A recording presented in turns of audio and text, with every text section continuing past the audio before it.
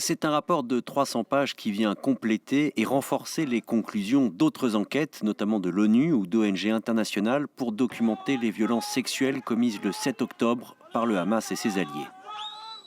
À l'origine de ce texte, la Commission civile, un organisme fondé en novembre 2023 par une juriste israélienne. Le rapport est le résultat de plus de 2 années d'enquête sur les crimes de guerre commis contre les femmes et les enfants. Il révèle que les violences sexuelles et fondées sur le genre constituaient une stratégie.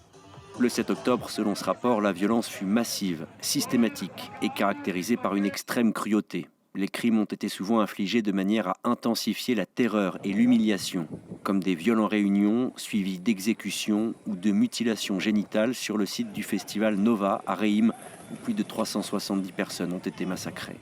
Les hommes ont sorti une femme du véhicule, l'ont déshabillée de force et l'ont violée. Ils l'ont poignardée à plusieurs reprises jusqu'à ce qu'elle meure. Ils ont continué à la violer après sa mort. Le rapport dresse aussi un catalogue morbide de violences à caractère sexuel commises dans des kibboutz ou des bases militaires attaquées en bordure de la bande de Gaza, ainsi que contre des otages en captivité, majoritairement des femmes, mais aussi des hommes, allant de la nudité forcée au viol. Nous avons créé des archives sur les crimes de guerre qui regroupent tous les documents que nous avons recueillis, non seulement sur les violences sexuelles et sexistes, mais aussi sur l'ensemble des crimes de guerre commis contre les femmes, les enfants et les familles. Ces archives contiennent plus de 10 000 documents, vidéos et séquences filmées dont certaines ont été réalisées par les auteurs eux-mêmes.